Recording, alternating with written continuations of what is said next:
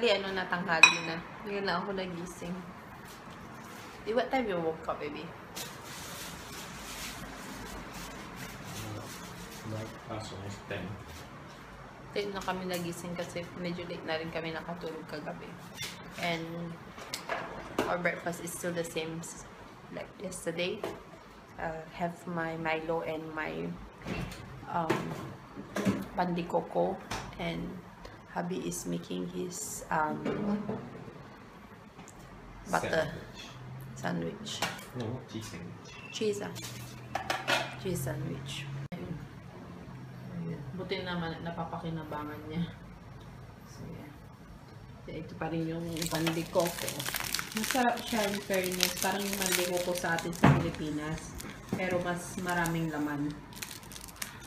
Mas feeling yung loob. Kasi yung third, second bite. Kain tayo. Bye. Ayun, balik na naman ako dito sa kwarto.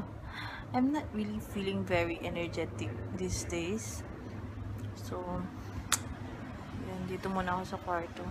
Naghuhugas si Dwayne nung plates na ginamit namin kanina. And say hello to Baka.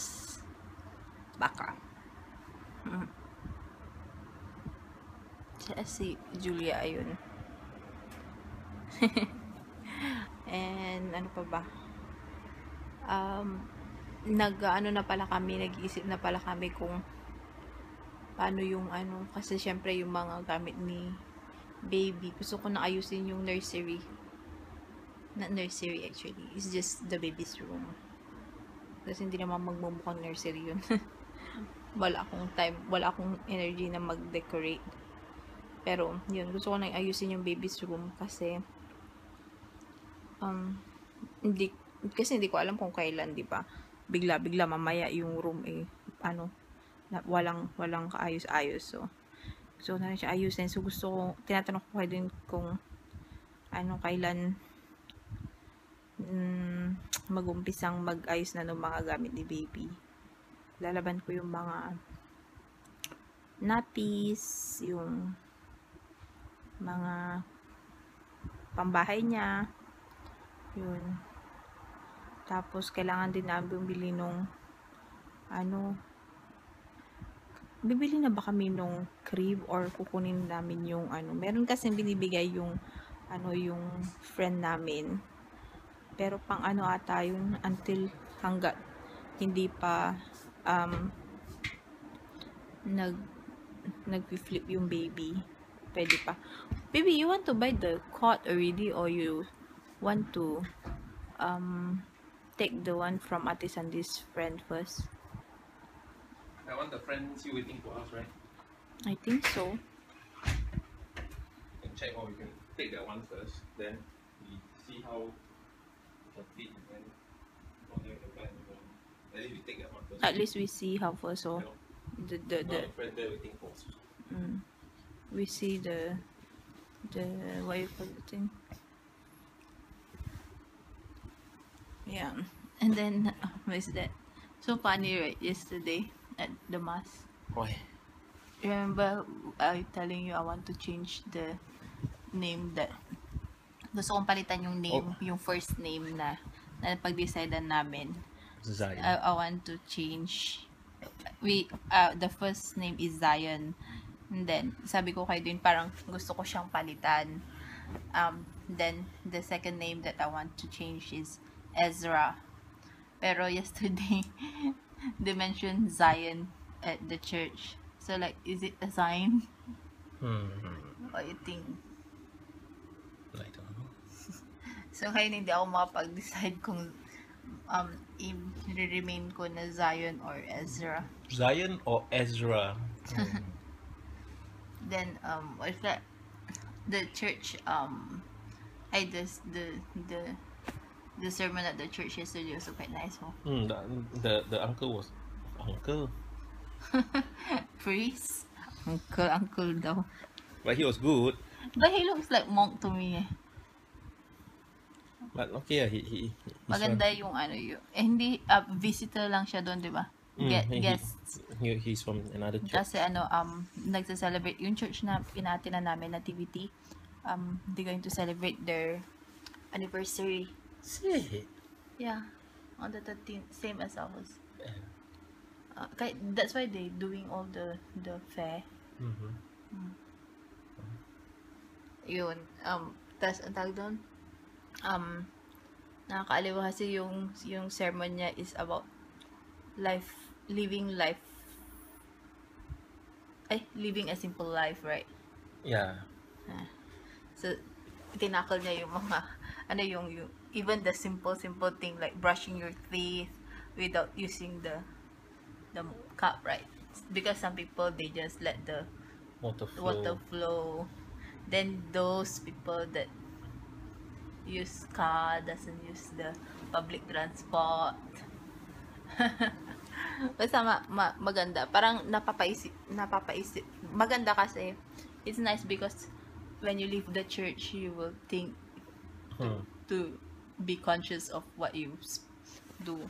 Kasi sabi parang keep spending, then like pwede naman you can use that money to help others. The materialistic things in life. Yeah, no? Just Kasi live simply. ang dami-daming naghihirap ngayon. Especially the news, right? The Syria, the boy that get drowned. Grabe, nakakaawa yun. Tuwing nakikita ko yung picture niya, ang sakit sa dibdib. And then imagine the father's feeling. He's the only one alive, eh. What's that? Kawaw. But anyway, yeah. Yun, magpapahinga muna kami. Are you going to nap already? I play game a while, then you nap first. Huh? Maglalaro na naman siya ng soccer. Dinownload na naman niya dun sa phone niya. Yan yung lagi na pinag-aawayan. Kasi hindi siya nakakatulog. He always play first before sleeping. Every time this game is in his phone. Okay lang. So, later again. Hello, papunta pa lang kami ng Hougang and it's already 4:30? 4:30? I don't know. 4:30 na. So, papunta pa lang kami ng Hougang. Pero, before kami umuwi, dadaan muna kami ng McDonald's kasi hindi pa kami nagka-lunch. Nakatulog kami hanggang 4 o'clock. So, nagugutom na ako. And, I don't know if you can see from the video, pero super hazy. As in, parang buong Singapore may sunog. And it's smelly. Baby. The haze is bad. Actually, hindi siya healthy for the baby inside my stomach. I don't know choice. When baby come out, we'll take out the air purifier. Oo, buti na lang meron na kami nung air purifier para dun sa baby's room. So, yun. Hinihingal ako. Nagugutom na ako, grabe. So, see you at Hougang. Yung haze, super bad. Hindi nakukuha sa camera, pero grabe yung haze, oh. Yan, oh. Kitang-kita, oh. Grabe.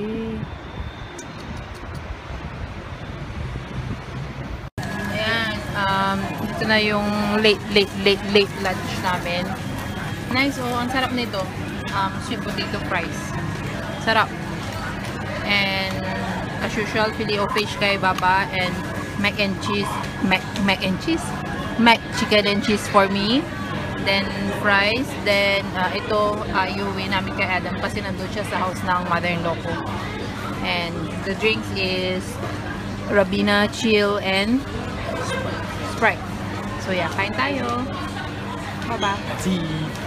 Hello. Ano na, 11:15 na.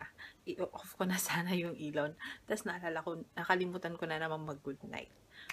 Today wala kaming na-vlog masyado. Kwento-kwento lang. Usap-usap. Kanina nandito si Adam. So, nakipaglaro ako sa kanya. Kaya hindi rin ako nakapag-vlog. And then, mga 7, dumating yung mama niya. Sinundo siya. Grabe, ang tigas nung right side nung tummy ko. Nandun si baby. And, ang tawag doon, ano ba ang ginawa ko? pagkatapos naming nag-McDo kanina, pumunta kami dito, naipaglaro kay Adam, si Dwayne kay Adam ng konti. Then, nag-pack na lang siya ng dinner niya. Yung niluto ng mother-in-law ko. Nag-request kasi ako sa kanya na doon na-miss ko yung yung pork meat and liver. Niluluto niya sa hindi ko alam kung anong sauce yun, like sauce ata, or hindi ko alam kung anong sauce, and nilalagyan niya ng maraming ginger. Sarap. So yun ang kinain ko for dinner. Tapos si Dwayne din nagtapaw noon. Tapos ngayon lang kakatapos ko lang kumain ng tawag doon, orange, kasi parang nasusuya ako, hindi ko alam kung bakit. Yun. Tapos ano pa ba? Nanonood ako ng mga vlogs. Tapos, papatayin ko na sana yung ilaw. Tapos, naalala ko, hindi na naman ako nakapag-good night. Parang, nagiging ritual ko na hindi makapag-good night pag nandito ako sa mother-in-law ko. Yun. Nagkwentuhan pala kami ng mother-in-law ko kanina mga 1 oras. Nung una kumatok lang siya, tinanong niya kung comfortable ba ako dun sa aircon, kasi in-adjust namin yung blow niya, kasi kagabi dito ata siya natulog. Sabi niya yung blow ng aircon pababa daw, hindi daw masyadong nagsisirculate yung malamig na hangin. So pina-adjust niya kay Dwayne kanina. So yun, kwentuhan lang. Tapos binigyan niya na naman kami ng ng yung wok, Chinese wok. Ewan ko nasa na yun, nandun sa gilid. So, yun lang. Tomorrow wala din masyadong mangyayari kasi busy din, kasi tutulungan ni Dwayne si ate niya na mag-deliver, kasi yung mga tawag doon, yung mga orders ng school medyo mabibigat, so kailangan si Dwayne. And then after that, tomorrow, so yun lang yun. Siguro hindi na kami lalabas kasi kailangan niya magpahinga. And then the next day, pupunta kami sa namin, KK appointment sa KK, or dun sa women's clinic or women's hospital. Hindi, women's clinic yun eh. Yung tawag nila yung hospital na